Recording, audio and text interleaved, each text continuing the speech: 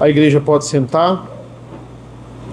Vamos, mais uma vez, meus irmãos, adentrar nos provérbios do capítulo 14 do livro de Provérbios, Provérbios de Salomão.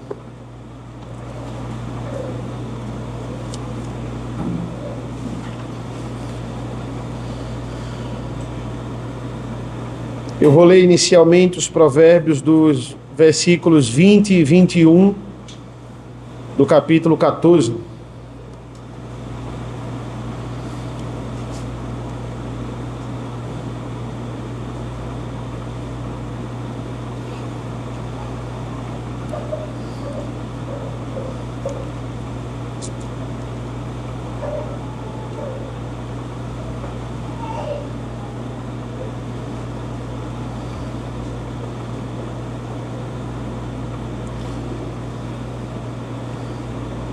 Assim diz a palavra do Senhor: o pobre é odiado até pelo seu vizinho, mas o rico tem muitos amigos. Quem despreza o seu vizinho peca, mas o que se compadece dos pobres é feliz. Senhor nosso Deus, nosso Pai, nos abençoa nesta manhã, para que tuas verdades, mais uma vez, possam penetrar na nossa mente e no nosso coração. Nos abençoa, nos instrui, nos capacita, para que teu evangelho seja vivo nessa igreja, mais uma vez. É isso que nós pedimos e agradecemos, em nome do teu Filho amado Jesus. Amém. Amém. Irmãos, existia um líder da Revolução, na verdade, o principal líder da Revolução Francesa. O nome dele era Robespierre, Maximilien Robespierre. Toda vez que você estudar sobre a Revolução Francesa, você vai saber sobre este homem. Um homem responsável por matar mais de 40 mil pessoas no período do terror e do grande terror na Revolução Francesa. O grande terror foi a última fase ali daquele momento. Só que em julho de 1794, já considerado por alguns do parlamento como louco, Robespierre, ele lança um feriado que é chamado do Dia da Sabedoria, o culto à razão, onde ele literalmente vai obrigar os franceses a adorarem a razão, porque ele era um grande religioso, na verdade, mas ele não adorava a Deus, ele adorava a sabedoria humana. Ele era um homem que era chamado de o pai da retórica. Nenhuma resposta de Robespierre era sem uma referência ou sem palavras bonitas. Ele sempre tinha uma resposta para tudo. As pessoas olhavam para ele e diziam: este é um dos homens mais sábios do mundo. Mas essa sabedoria era uma sabedoria totalmente absurda nos padrões bíblicos. E isso foi concretizado com a sua morte. Robespierre, quando morreu, ele cometeu um erro tático. Já no auge da sua loucura, em julho de 1794, ele vai dizer que tinha alguns nomes para guilhotinar dentro do parlamento. Só que ele não diz os nomes, ele diz: olha, tem gente aqui dentro do parlamento que eu vou guilhotinar, mas eu não vou dizer hoje, eu só vou dizer amanhã. Todo mundo no parlamento, pensando que poderia estar na lista mortal de Robespierre, todos votaram em guilhotiná-lo. No outro dia, quando ele foi falar os nomes, ele não pôde nem abrir a boca. As pessoas pegaram ele e o guilhotinaram. Como é que um homem tão sábio, ele comete um erro tão notório? É claro que ele iria morrer. Robespierre queria ser um herói, o herói da Revolução, mas foi um dos primeiros líderes a morrer. Teve alguns que ele matou antes, mas ele foi um dos primeiríssimos da Revolução a morrer. Por que eu introduzi sobre Robespierre, irmãos, e me fez lembrar esses provérbios sobre esse personagem histórico? Porque hoje nós vamos falar sobre prudência. Hoje nós vamos falar sobre planejar a nossa vida e como entender o fato de Deus dar a algumas pessoas grandes recursos, muitos bens, e a outros não dá tantos bens assim. Como administrar essas coisas, ser prudente e lidar com essa verdade. Deus nos dá muitas bênçãos. E a verdade é o que eu falei aqui. Ele dá muitos bens para uns e dá algo que seja totalmente, talvez até limitado para outros. Nós sabemos que essa é a verdade, os decretos de Deus. Mas, irmãos, qual é o bem mais precioso que Deus poderia nos dar? Será que são bens materiais? Será que são riquezas? Provérbios diz que não. Provérbios constantemente para a gente está dizendo que o verdadeiro tesouro é de fato sabedoria. Sabedoria, em muitos provérbios ele vai dizer, é uma coroa. E essa sabedoria, o mesmo autor dos provérbios vai dizer que só encontramos no temor do Senhor. O filho só vai encontrar a sabedoria do pai e ele só vai entender e aplicar aquilo que o pai está falando se ele respeitar o pai. E respeito envolve temor. Não tem para onde correr. Numa turma de escola, quem aprende mais é a turma que respeita mais o professor. Porque a turma que não respeita tanto, o professor gasta muito tempo pedindo silêncio, pedindo para a turma ficar calada, e isso leva tempo. Tempo de conteúdo. Tem turmas que, para eu terminar um assunto, é muito difícil. Tem turmas que eu termino o assunto e ainda sobra tempo. Já vou adiantar outro assunto, porque a turma ficou calada e deu para a aula fluir. O maior aprendizado vem com o maior temor, vem com o maior respeito. Temor e respeito andam juntos. E sabedoria é mais importante do que dinheiro. Sabedoria é mais importante do que bens. Se você puder ter sabedoria e dinheiro, isso não é pecado. Isso não é nenhum problema. Se Deus lhe concede sabedoria e uma vida financeira aliviada, isso certamente é uma grande bênção. O grande problema do mundo, irmãos, é sempre atrelar sabedoria a ter muito dinheiro. No sentido de que, se você chega numa determinada idade da sua vida, você não tem muito dinheiro, é porque você não foi sábio. O mundo atrela isso. Sabedoria, sempre sabedoria está atrelado a ganhar dinheiro. Mas entendam, isso é verdade em alguns casos. Você tem que ser esperto naquilo ali, de fato, isso pode trazer para você muitos bens e muitos recursos. Mas entenda, a Bíblia nos fala que isso não é uma regra. Ah não, se você é sábio, você tem que ser automaticamente rico. Existem muitos homens ricos em sabedoria que não são tão abastados em recursos. O mundo é assim. Se a pessoa tem dinheiro, é porque a pessoa foi sábia. Ah, por que você escolheu essa profissão? Você não foi sábio em escolher essa profissão. Ah, você deveria ter sido mais esperto. Ah, essa aqui era dinheiro certo. Talvez eu deveria ter feito medicina. Eu só tenho um problema, eu não aguento ver sangue. Um problema pequeno para quem não gosta de medicina, né?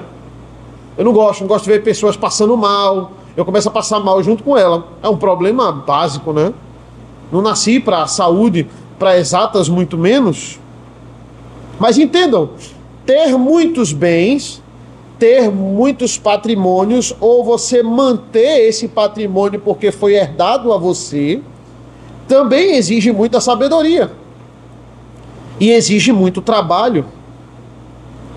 Um dos trabalhos na igreja que nós podemos citar é a contribuição proporcional ao que nós ganhamos. Mas não é apenas isso, porque veja, se eu não doar à igreja a minha saúde, para trabalhar, se eu não doar à igreja a minha disposição, o me oferecer para a casa do Senhor, também não adianta, porque existem alguns crentes poderosos que eles acham que o seu dízimo, eles podem calar qualquer pastor ou presbítero que o chame para trabalhar. E os provérbios de hoje, eles falam sobre essa prudência de você administrar os seus bens. Na verdade, eu separei aqui alguns provérbios que falam exatamente disso. Eu li o 20 e o 21, mas eu vou começar com o provérbio do versículo 4. Veja que interessante. Quando não há bois, o celeiro fica vazio, mas pela força do boi, há abundância de colheitas. Aqui ele está mais uma vez condenando quem não quer trabalhar. Ele está condenando o preguiçoso. Salomão não dá trégua aqui, não é? Para quem não quer trabalhar. Ele está dizendo assim: cuidado com aquele que acha que a vida é fácil, com aqueles que tomam atalhos para conseguir dinheiro fácil. Essas pessoas, elas odeiam trabalhar. Elas não querem se sujar, elas não querem se cansar. Olha que figura de linguagem interessante, né? A versão da Revista e Atualizada, ela é melhor aqui na tradução, porque ele está dizendo assim, ó: quando não há bois, o celeiro fica limpo. Esse limpo aqui é melhor do que vazio, porque ele está dizendo, essa é justamente a desculpa do preguiçoso. Ele está dizendo assim, olha, esse celeiro cheio de bois, a gente tendo que trabalhar, no final o celeiro fica todo sujo. Se a gente vendesse os bois, o celeiro ia ficar sempre limpo. A palavra correta aqui é limpo. Vazio, ele não tem tanta lógica aqui. É a desculpa que o preguiçoso está usando. Esses bois, todos os dias trabalhando, eles estão sujando o celeiro. Se a gente vendesse os bois, o celeiro ia ficar sempre limpo. Mas por que o preguiçoso quer vender os bois? Porque o preguiçoso não quer trabalhar. O preguiçoso está usando a desculpa de ter o celeiro limpo para não trabalhar. Então, essa é a desculpa dele. Mas, ele vai dizer, pela força do boi, há abundância de colheitas. Olha, só existe sustento se o boi trabalhar. Olha, ficar tudo sujo é uma consequência do trabalho. Que fique sujo por causa dos bois, que fique sujo por causa dos porcos, mas para a fazenda continuar funcionando, tem que ter boi e tem que ter porco.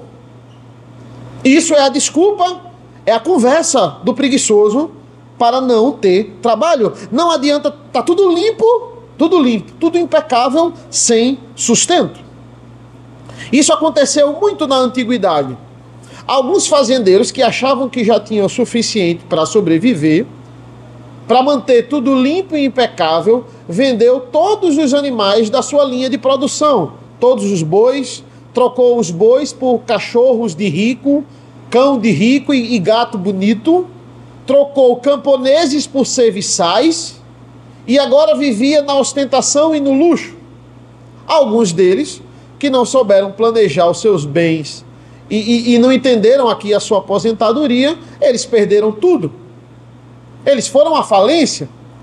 Por quê? Porque é melhor tudo sujo e ter o sustento, depois limpa, todo dia limpa, do que tudo limpo e impecável. Olha, esse aqui é a figura perfeita do preguiçoso que quer viver de aparência. Ele quer criar o cão de rico, ele quer ter serviçais, ele quer tudo limpo e maravilhoso, mas tudo isso é para mostrar uma vida estável. No fundo, que ele não quer é trabalhar. O boi, ele é considerado o rei dos animais domésticos. Por que isso? Porque ele é o animal mais forte que é fácil de domesticar para o trabalho. Esse é o boi. Ou seja, se você for um fazendeiro e você tiver muitas cabeças de gado, você vai ter sempre força pesada para trabalhar. Muitas cabeças de gado quer dizer muita produção e, consequentemente, muita riqueza. O vigor do boi vai lhe sustentar, vai lhe dar bens. Não tem para onde correr. Na força do boi, a abundância de colheita. Imagina uma empresa. Você faz uma empresa. Felipe tem dois consultórios de odontologia. Aí ele faz a empresa para ficar fechada. Não, eu fiz ela, deixo ela fechada, porque ela vai ficar sempre limpa. O objetivo não é ficar fechada e limpa. É que ela suje mesmo, mas que ela suje de pacientes, todos os dias entrando e saindo, e de dentistas trabalhando, para que de fato ela funcione. Essa é a abundância do trabalho, que os aparelhos eles possam ser trocados, tem que ser trocado, de tanto que eles estejam sendo usados. É aí que vai se encontrar o trabalho. Lá na Academia Cristã, está tendo um grande desafio agora, que é fazer mais salas lá no ensino médio. A diretora pediu para a gente orar por isso essa semana. Tem que fazer mais salas, porque vai ter que duplicar, tem que aumentar mais um andar, e tem que ver, porque não vai dar tempo. E ela pediu oração, realmente está muito angustiada com isso, lá na sede do médio. Aí eu cheguei para ela e falei, olha, isso é um problema bom. Existe um problema ruim e o problema bom. Esse é um problema bom, que esse seja sempre o nosso problema. Tem que ter mais espaço, porque tem muito aluno. O problema ruim tem que vender algum dos lugares lá, porque tem pouco aluno. Esse é um problema ruim. O problema bom tá faltando espaço. O problema bom tem muita gente aqui, a gente precisa ir para outro lugar. Esse é um problema bom. Né? A gente vê, poxa, tem muita gente, agora realmente a gente precisa ir para outro lugar. Isso é um problema bom. Esse é um problema que vai exigir o quê? Nós sentarmos, pensarmos, trabalharmos para resolvermos. É um problema que o trabalho resolve. Que esses sejam os nossos problemas, irmãos. O preguiçoso não quer esse problema. É isso que ele está dizendo. Ele quer o celeiro limpo. É a desculpa para ele não trabalhar. Não adianta a desculpa dos preguiçosos. Esse provérbio combina muito com o provérbio do versículo 23, que fala sobre a mesma temática. Diz assim: em todo o trabalho há proveito, meras palavras, porém, levam à pobreza. O preguiçoso, essa é uma das grandes características dele. Ele é muito conversador. É um homem que sabe fazer promessas, tanto é que a maioria deles está na política. Por quê? Porque ele é bom de conversa. Ele é bom de promessas. Todo período de chuva, nós vamos para a coletiva de imprensa. O que é que vai ser feito? Olha, a gente não esperou que ia vir essa quantidade de chuva. É o mesmo discurso, sempre é o mesmo discurso. Ele copiou e colou o discurso do ano passado. Eles são muito conversadores. Eles são cheios de promessas. A culpa é sempre do outro. Por que não foi feito? Por que não foi investido nisso? A culpa é sempre do outro. Essa é uma grande característica do preguiçoso. O trabalho dele é se manter não trabalhando. Esse é o trabalho dele. E é um trabalho árduo. É um trabalho difícil, porque muitas pessoas vão conversar com ele, vão querer oferecer emprego, e ele vai ter que ter muitas histórias, ele vai ter que ter muitas conversas para driblar essas pessoas. É um grande trabalho. Geralmente o preguiçoso, ele sabe falar muito bem, tem sempre bons argumentos. Ele diz, olha, essa é um clássico do preguiçoso. Isso aqui não é a minha área, eu sempre estou procurando. Mas você está fazendo o quê? Não, eu estou espalhando currículo. Ele está há 10 anos espalhando currículo. Ele está há 20 anos espalhando currículo. Você há 20 anos pergunta a ele está espalhando currículo. Não, isso aqui, você ganha, por exemplo, você ganha quanto? Você na sua área ganha muito pouco. Eu em casa, fazendo isso aqui, ganho a mesma coisa. É isso que ele vai falar. Meras palavras, porém, levam à pobreza. O que é que o pai está dizendo para o filho? Filho, eu não quero você parado. É isso que o pai está dizendo para o filho. Eu não quero você ocioso. Eu quero você sempre em atividade.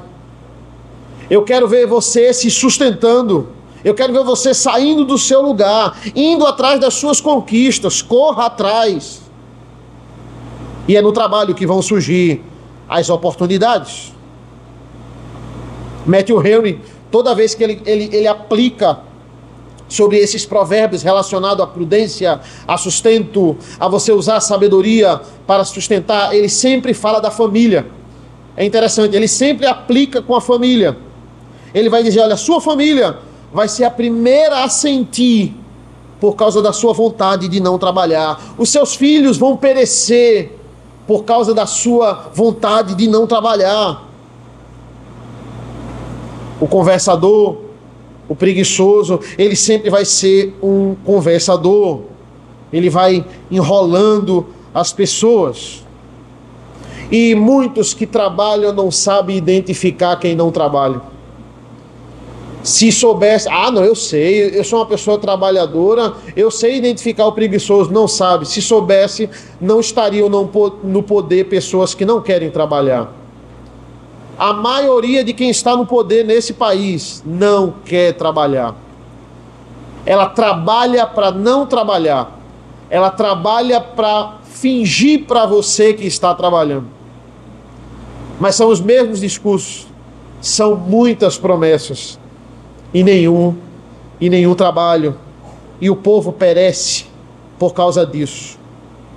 O pai está dizendo, eu não quero você ocioso.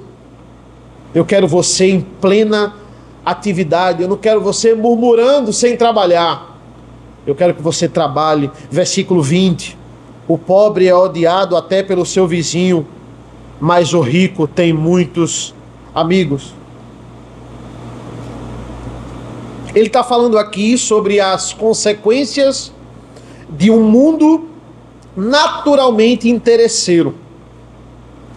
Ou seja, é um mundo que ele só vai gostar de você se você tiver algo a oferecer. Ele está dizendo aqui, o que ele está dizendo aqui não é necessariamente uma coisa certa, mas ele está dizendo que é uma consequência da nossa realidade. O pobre, ele é odiado até pelo seu vizinho, enquanto o rico, ele tem muitos amigos. As pessoas não confiam naqueles menos abastados, digamos assim. Até um que é pobre, ele não quer que o seu filho brinque com o outro filho pobre. Não, ele vai influenciar ele para o mal. Um não confia para o outro. Não se enganem, meus irmãos. O mundo não pensa no menos abastado. O mundo não pensa no pobre. Isso é apenas uma fachada, isso é um grande engano. Nenhum sistema de governo, ele pensa no pobre. O socialismo não pensa no menos abastado. É apenas uma fachada para ganhar as massas.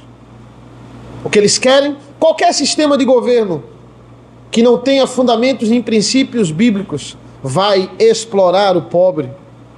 Porque esse é o refrão desse mundo, é interesse. O que guia esse mundo é o que eu posso oferecer às pessoas. E por que o rico tem muitos amigos? Porque ele é rico. Porque ele tem muito a oferecer. As pessoas querem estar perto de pessoas que venceram na vida. E tem muito a oferecer a elas. Tem oportunidades a oferecer a elas. E existem, por outro lado, as pessoas que precisam dessa oportunidade, sobrevivem da benevolência dos outros. Existem muito mais do que os ricos, inclusive. O provérbio diz, olha, o rico sempre vai ter mais amigos, porque o rico oferece mais às pessoas. Existem aqueles que trabalham com orçamento limitado, e muitas vezes, por exemplo, Paulo, lá em 2 Coríntios, ele vai dizer, olha, a necessidade do próximo é a chance criada por Deus para aqueles que têm em abundância, sejam benevolentes. É uma das coisas que ele vai convencer os coríntios a doarem lá para os macedônios e para as igrejas. Olha, é a chance que Deus está dando àqueles que têm abundância, em abundância, serem benevolentes. Mas o versículo 20 vai dizer: a base desse mundo é o interesse. O rico sempre vai ter muitos amigos, porque ele sempre tem muito a oferecer.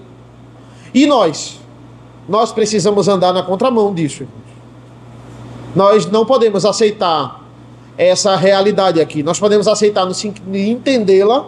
Eu vivo nessa realidade, mas eu não posso agir segundo esse padrão aqui. Eu tenho que agir totalmente diferente. Eu tenho que ajudar o próximo sem estar esperando nada em troca dele. É isso que eu tenho que fazer. Eu tenho que ser o contrário disso aqui. Eu tenho que parar de só valorizar a pessoa ou só ajudar o outro se realmente ele tiver... ele tem essa profissão, ele faz isso, um dia eu posso precisar dele, então eu vou ajudar. Não. Nós não podemos pensar dessa forma. Não importa se vai haver reciprocidade. Não importa se um dia ele vai me ajudar. Não importa se ele é rico, se ele tem muitos recursos, se ele é pobre. Ele está precisando, eu preciso ajudá-lo. Isso é importantíssimo. Versículo 21. Quem despreza o seu vizinho peca, mas o que se compadece dos pobres é feliz.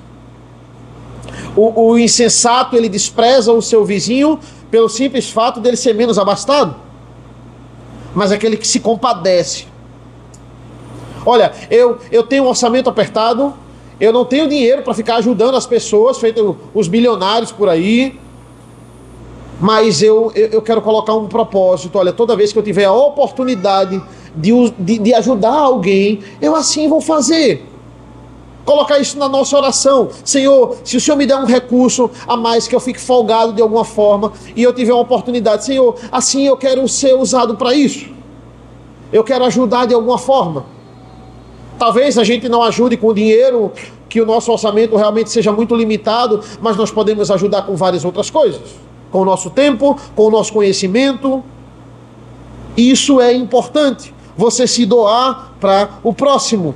Felicidade na Bíblia nunca é visto quando você quer apenas se satisfazer. Felicidade na Bíblia, satisfação na Bíblia, só se encontra quando você se doa para o próximo. Aquele que se compadece do pobre, olha o que ele diz no versículo 21. Mas o que se compadece dos pobres, esse de fato é feliz. Ele vai encontrar propósito nessa vida quando ele faz para a glória de Deus. Não porque esse é o meu fim principal, ajudar o menos abastado. Não. Para a glória de Deus, visando a glória de Deus. Veja, existem pessoas muito mais ricas que ajudam muito mais do que você. Eu vi uma matéria essa semana que Bill Gates, ele está planejando deixar toda a sua fortuna para os menos abastados. Ele diz, olha, toda a minha família tem muito dinheiro, todo mundo que eu conheço, perto de mim, eu já ajudei muito, eu tenho muito dinheiro. Não tem sentido eu deixar essa quantidade de dinheiro que eu tenho para minha família, ele já tem muito. Eu vou pegar tudo que é meu e eu vou... Veja, eu jamais, na minha vida toda, ajudando o próximo, eu vou chegar perto da doação que Bill Gates vai fazer quando morrer. Mas entenda, ele tem que fazer aquilo ali atribuindo glória a Deus. Senão Deus não considera como bom. Porque tudo que eu faço deve visar a glória de Deus. Se ele fizer aquilo ali, dizendo, não, foi isso realmente que eu conquistei, foi fruto do meu trabalho, foi mérito meu, Deus não está aceitando aquela atitude ali. Versículo 24, para os sábios a riqueza é coroa, mas a tolice dos insensatos não passa de tolice. Ele está exaltando aqui a sabedoria como riqueza. Você pode não ter dinheiro, ou dinheiro como alguém, mas se você é sábio, a Bíblia fala, você será respeitado. Esse respeito não é reconhecimento, você vai ficar em evidência, não. O que essa coroa aqui É porque as pessoas vão seguir as suas palavras, elas vão ouvir o que você fala, porque essa sabedoria é verdadeira riqueza. Se Deus lhe faz sábio e rico, louvado seja Deus por isso. Você tem uma grande responsabilidade. Se você tem muitos recursos, você tem que ter muita sabedoria para administrar esses recursos.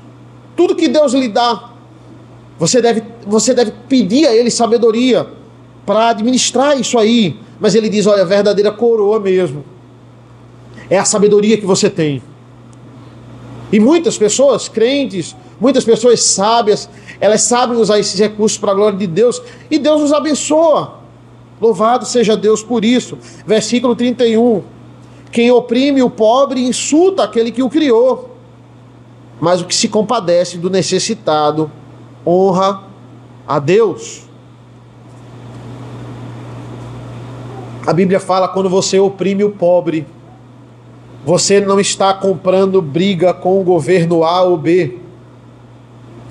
Porque o sistema de governo A ou B, ele não se importa realmente com o pobre. Quem se importa com o menos abastado sou eu. Quando você oprime o pobre, você compra uma briga comigo. É isso que Deus está dizendo aqui. Quem humilha o menos favorecido, ele zomba de Deus. E Deus não permite ser zombado. Uma das coisas que desonra a Deus é isso. Você quer honrar a Deus? Ajude quem precisa de ajuda. Faça o que estiver ao seu alcance para se doar pelo próximo. Isso é honrar a Deus. Quando você se compadece das pessoas que Deus separa para você. Deus separa pessoas para você cuidar. E Deus também separa pessoas para cuidar de você. É assim que Ele faz. Deus não faz ninguém autossuficiente. Eu tenho tudo. Eu tenho riquezas, eu tenho saúde, eu não tenho problema de nada. Não. A gente sempre está precisando de alguma coisa. A gente sempre está, olha, eu tenho que ligar para fulano, eu tenho que conversar com fulano. Você, eu, nós não somos autossuficientes. Cristo prestou o maior serviço para nós. Cristo morreu na cruz do Calvário. Eu jamais vou fazer o que Jesus fez por mim para alguém. O meu sacrifício não é capaz de expiar os pecados de ninguém. Mas entenda, Deus não está pedindo isso a mim nem a você. Deus, inclusive, ele enviou seu filho porque ele sabia que era o único capaz de fazer isso.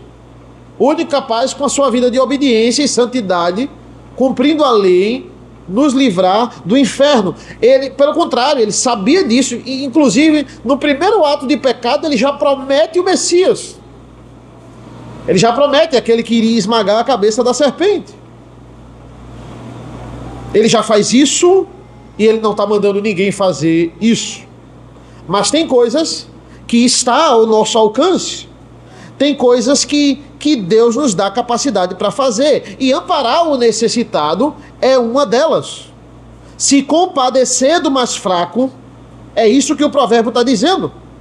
Ele está dizendo, isso também é honrar a Deus. Se eu posso ajudar uma pessoa e eu não ajudo, eu estou desprezando essa pessoa. E esse desprezar é uma forma de opressão. E se eu estou oprimindo o pobre, eu estou ofendendo a Deus. O Senhor Jesus é o nosso maior exemplo de trabalho, irmãos. Jesus trabalha até hoje. Ele está intercedendo por nós. Deus trabalha ouvindo as nossas orações e executando tudo o que Ele decretou. O Espírito Santo trabalha muito, lutando contra a nossa natureza pecaminosa.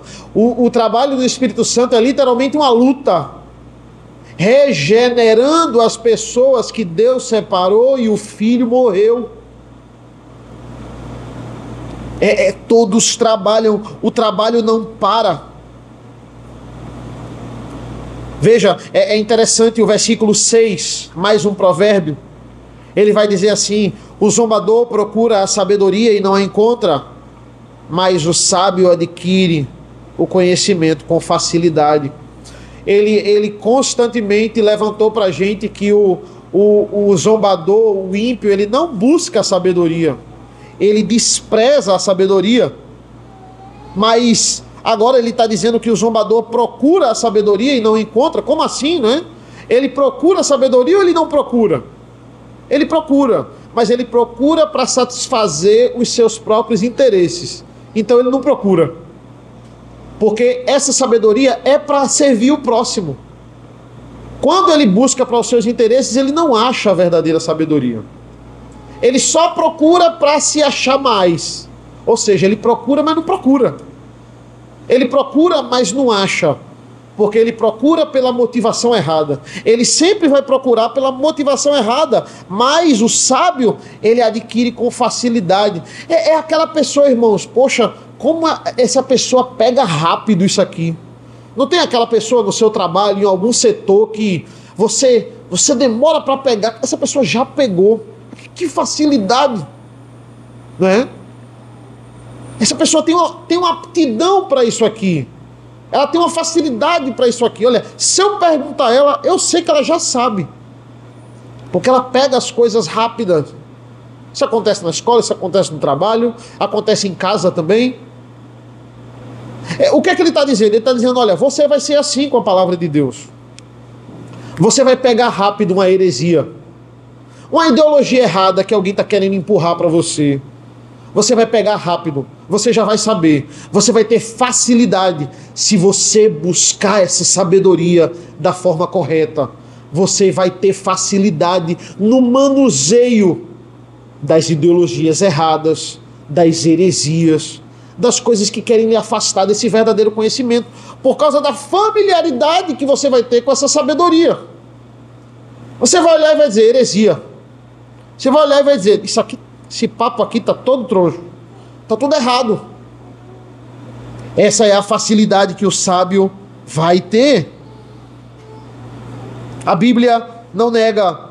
O zombador busca essa facilidade. Ele queria ter essa facilidade, mas ele não usaria de forma prudente, porque ele não usaria para glorificar a Deus. Nós precisamos entender a função do nosso trabalho. Trabalhamos como Cristo trabalha. Trabalhamos para agradar o Pai. O que eu faço para agradar o Pai? Esse é o foco. Quando o Tiago vai dizer, busque sabedoria e eu dou com generosidade, ele não fala isso para todos. É só o salvo que de fato pede e tem essa sabedoria em abundância. O ímpio, ele não consegue ser sábio, irmãos. E ele não está nem aí para essa verdadeira sabedoria. Nós estamos lendo a nossa leitura continuada em Mateus. E os fariseus são o melhor exemplo disso. Eles nunca perguntavam, nós estamos lendo, eles nunca perguntavam nada para buscar conhecimento. Porque de fato eles estavam com dúvida, ou eles queriam ter a vida transformada, era só para buscar de alguma forma perseguir a Cristo. Toda a sabedoria que o mundo acha que tem é para perseguir Jesus. Eles queriam ali de alguma forma colocar Jesus numa enrascada, eles queriam testar o Senhor. E Jesus ia lá e Jesus respondia corretamente. Mesmo sabendo que eles não iam absolver nada, porque Jesus sondava os corações, sonda os corações, Jesus respondia corretamente. Eles saíam mais sábios, eles saíam de lá agora com a verdade sábios? Não, de forma nenhuma. Eles saíam mais tolos do que antes, mais insensatos do que antes. Eles foram até Jesus, fizeram perguntas e não se tornaram mais sábios, porque não tem para onde correr. Provérbios, nosso refrão 1,17, o temor do Senhor é o princípio do saber, mas os loucos, a adversativa, mais os loucos, eles desprezam a sabedoria e o ensino. É o que diz lá em Tiago 4,3: pedis e não recebeis, porque pedis mal, para esbanjardes em vossos prazeres. O ímpio não sabe pedir, e o ímpio não sabe onde buscar, e do Senhor ele jamais vai receber. Versículo 28. Vamos ver só mais 2 provérbios. E iniciamos. O provérbio do versículo 28 diz assim: na multidão do povo está a glória do rei, mas na falta de povo está a ruína do príncipe. Esse provérbio se parece muito com o provérbio também do versículo 4, porque ele está dizendo assim: olha, o que é um rei sem povo? É a mesma coisa que um pasto sem bois. Um completa o outro. Não serve para nada. Mas agora ele está usando a figura de um rei. O que é um rei? É a posição mais poderosa do mundo. Acima dele só Deus. Ele está dizendo, até o rei, até o homem mais poderoso do mundo, para ele ser rei, ele precisa de servos, ele precisa de súditos, ele precisa agradar o povo. Porque ele tem que ter os servos, e ele tem que, trabalhando para ele, ele tem que ter um exército o protegendo. Ele precisa sustentar esses homens, ele precisa agradar esses homens. Do contrário, ele não vai ter mais o apoio de nenhum deles, ele deixa de ser rei. Até o rei, ele precisa do seu próximo para ser rei. Quantos reis na história foram assassinados pelos seus súditos, irmãos? Quantos reis? Na Idade Média isso era muito mais comum, na Antiguidade já existia. O castelo ficava no centro do reino. Por que o castelo ficava sempre no centro do reino, a casa do rei? Porque se tivesse uma guerra, o último lugar a chegar era o castelo. Se você chegou no castelo, você já dominou a cidade. Você já chegou no centro da cidade. Então é um lugar mais difícil de invadir. Mas pense no sentido de eu ter súditos revoltados, eu tenho uma guerra civil. Aí é um grande problema para o rei. Por quê? Porque ele tem que ter um exército poderoso para conter uma guerra civil. Ou seja, pessoas que já estão dentro do reino querendo matar o rei. E muitos reis morreram porque acharam que seus súditos jamais fariam isso. Muitos reis morreram porque acharam que seu exército sempre seria leal a eles. E aí pereceram? Pereceram de uma forma fácil. Já estava todo mundo dentro do reino. Foi lá, invadiu o castelo e matou todo mundo do castelo. Não matou só o rei. O rei precisa do súdito. Nós precisamos do próximo. Ele precisa tratar com honra o seu súdito. Nós precisamos sempre pensar no próximo, irmãos. Sempre pensar no outro. Eu não posso ser uma pessoa áspera. Eu tenho que controlar o meu coração nisso. Eu não posso ser uma pessoa chata. Tudo que você vem falar comigo, eu dou um fora. Eu dou uma patada. Não precisa ser um ímpio para pensar assim, não. Não é só ímpio que é assim, não. Tem muito crente chato. Pastor chato. Tudo que você vem me perguntar a mim, eu dou um fora. Você vem falar comigo, eu me acho superior. O que você vai fazer? Você vai sair dessa igreja? O pastor é muito chato. O pastor não me respeita, não respeita a minha família. Me trata mal. Eu vou fazer o que nessa igreja? Eu vou expelindo as pessoas de perto de mim. Eu vou tirando elas de perto. Olha, minha esposa não suporta falar comigo, porque tudo que eu falo é reclamação. Minha filha não suporta falar comigo, porque uma besteira eu transformo numa confusão. Não vale a pena, olha, não vale a pena estar dizendo as coisas para esse homem. Não vale a pena estar falando tudo para ele, porque tudo. Veja, as pessoas que convivem comigo na minha casa não querem se relacionar comigo, porque eu vou tirando as pessoas. Eu tenho que controlar o meu coração. Eu tenho que ser uma pessoa agradável, uma pessoa que respeita o outro, que pensa no outro. Isso é importantíssimo.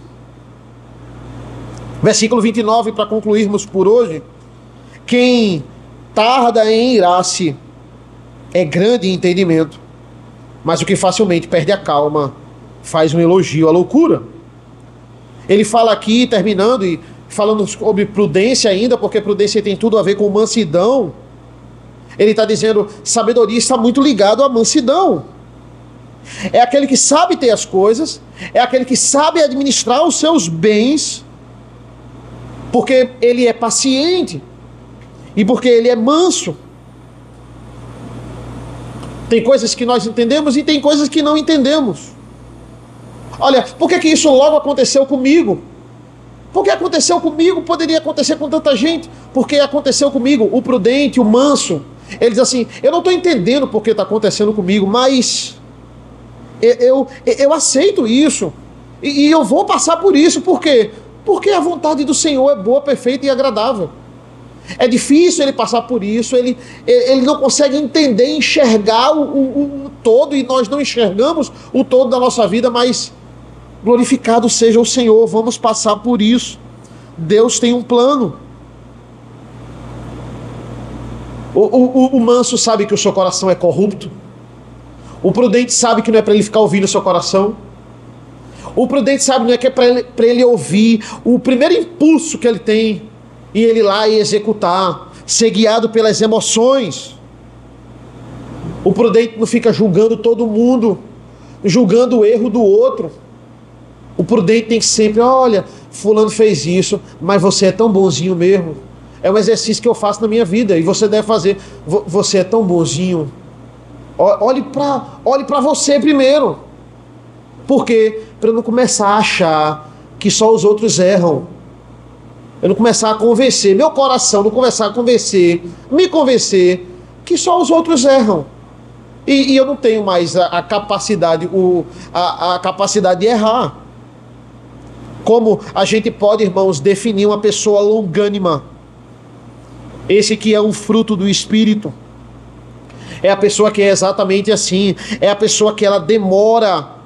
Veja, ela se ira. Ela pode se irar, porque a gente pode irar sem pecar. É muito difícil, mas pode acontecer. Mas se ela se irar, ela tem uma excelente justificativa para isso. Você olha a história dela e diz, não, realmente precisou isso aí mesmo. Porque aconteceu isso, isso e isso. E ela pensou muito para fazer isso. Ela não fez por impulso. Realmente, essa atitude aí foi necessária. Mas aquela pessoa que ele vai dizer aqui, ó, o que facilmente perde a calma, esse faz o elogio à loucura. Qualquer coisa ele perde a calma. Qualquer coisa ele perde a paciência. Olha que interessante, irmãos. É um adiantamento dos provérbios, mas esse tem tudo a ver. Ele até faz uma ponte aqui com esse provérbio, quando ele fala do 29. Provérbio 16:32 vai dizer assim: é melhor ter paciência do que ser herói de guerra. O que domina o seu espírito é melhor do que aquele que conquista uma cidade. Calma. Na era aí dos heróis, não é? Como assim não é melhor ser um herói de guerra? O paciente é melhor do que o herói de guerra. Olha, olha que provérbio profundo. Aquele que se domina é melhor do que aquele que conquistou uma cidade. Quantas pessoas ele salvou conquistando a cidade? Aquele que se domina é melhor do que o herói de guerra. Por quê? Porque às vezes o herói é o primeiro a morrer, né? O herói é o primeiro talvez que morra à toa. Quantas pessoas, por uma simples atitude ali de, não, eu vou mostrar que eu sou, elas vão lá e elas morrem, até para serem lembradas como heróis, como mártires. Na era dos mártires, no primeiro século, tinham pessoas que queriam estar à frente assim, para serem lembradas, e olha aí, não foram. O provérbio diz assim, é melhor ser paciente, é melhor ser longânimo. O que lutou para sobreviver na guerra, no final ele está vivo. Ele não está falando de ser covarde. Ele não está dizendo isso. Ele está dizendo, olha, o herói, ele morreu. Ele morre no primeiro dia da guerra. Eu vi um testemunho do pastor Paulo falando um pouco sobre isso, falando um pouco sobre esse contexto aqui do provérbio. Ele vai dizer, olha, na pandemia, a gente abria todo domingo, mas a gente não ficava espalhando pelos 4 ventos que estava aberto. Porque a gente não queria ser o herói. A gente queria ser uma igreja aberta. A gente fechou naquele momento lá do ápice, mas a partir do momento que a gente abriu e depois mandaram fechar de novo, a gente não fechou mais. Mas a gente não ficou espalhando, ele diz, como algumas igrejas que fizeram questão e levaram multa. Ele não. A gente abriu, a gente dizia por membro, ele disse, o problema é que os membros diziam para os outros membros das igrejas fechadas. Aí lotou, chegava, estava lotado a igreja. Mas a gente não foi dar uma de para manchete e dizer, vamos abrir, estamos contra o governo. Não. O herói morreu na guerra, o prudente sobreviveu. Muitas vezes precisamos pensar assim, o herói ele ficou conhecido, ele foi o primeiro a morrer. Ele deixou uma família, ele deixou filhos desamparados, ele deixou uma esposa viúva. Será que vale a pena ser herói? Veja, o provérbio não está condenando ser um herói. Ele não está dizendo, é pecado ser um herói. É pecado você agir assim. Não, ele está dizendo, é melhor ser prudente. Provérbios são conselhos para a vida, remetendo à revelação maior, remetendo à cruz do Calvário, mas ele está dizendo assim, olha, é melhor ser prudente. O prudente, o longânimo, ele vive mais nessa vida. Como eu falei no começo, e para a gente concluir, o grande exemplo de herói e queria ficar conhecido assim era Robespierre. Robespierre, ele queria ser o herói, ele foi o primeiro a morrer. Ele queria ser conhecido pela sua sabedoria e é conhecido pela sua tolice em dizer que ia guilhotinar o parlamento, não dizer os nomes, chegar no outro dia, morreu da forma mais tola possível.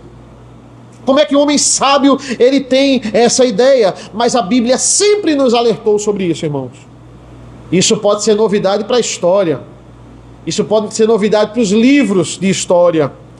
Mas não é novidade para a Bíblia, não é novidade para Salomão, nem novidade para Paulo, quando diz assim que a sabedoria nos padrões do mundo, ela é loucura para Deus. Se torna loucura, ela é loucura. Esse é um dos grandes exemplos, e nós temos exemplos bíblicos também, que homens que eram exaltados nos padrões mundanos. E aí Deus mostra o que é que a sabedoria pode dar a essas pessoas. O que é que Paulo fala lá em Filipenses? Eu peguei tudo isso e eu joguei no lixo. Tudo isso que o ser humano admira, que eu era fariseu, dessa tribo, aqui, aos pés de Gamaliel, eu fui lá, judeu de judeu, tudo isso, olha o que você tem que fazer, joga no lixo. Que isso aqui não serve para nada, isso é loucura. É isso que os provérbios, é isso que a Bíblia, é isso que Paulo, em muitas das suas cartas, nos mostra. Que possamos nos apegar ao temor do Senhor. Essa é a verdadeira sabedoria. Senhor nosso Deus, nosso Pai, te agradecemos pela tua palavra viva, pela tua palavra eficiente. Nós te agradecemos porque o Senhor é o Deus que nos ampara, é o Deus que nos ilumina. De fato, é uma luz a tua palavra que ilumina essa vida de trevas, onde nós podemos achar que a nossa sabedoria é o que deve nos guiar. Mas não, nós entendemos através da iluminação do Espírito Santo, que nos faz não apenas lermos essas verdades, mas lembrarmos e aplicarmos nela em nossas vidas. Nos abençoa, Senhor, nos ampara nesse dia, abençoa esta semana que se inicia, abençoa esse mês que vai chegando agora da metade para o final. Esteja conosco, Senhor. Te agradecemos por tudo, pelo teu amparo e pela tua proteção. É isso que nós pedimos e agradecemos em nome do teu Filho amado Jesus. Amém. Amém, meus irmãos.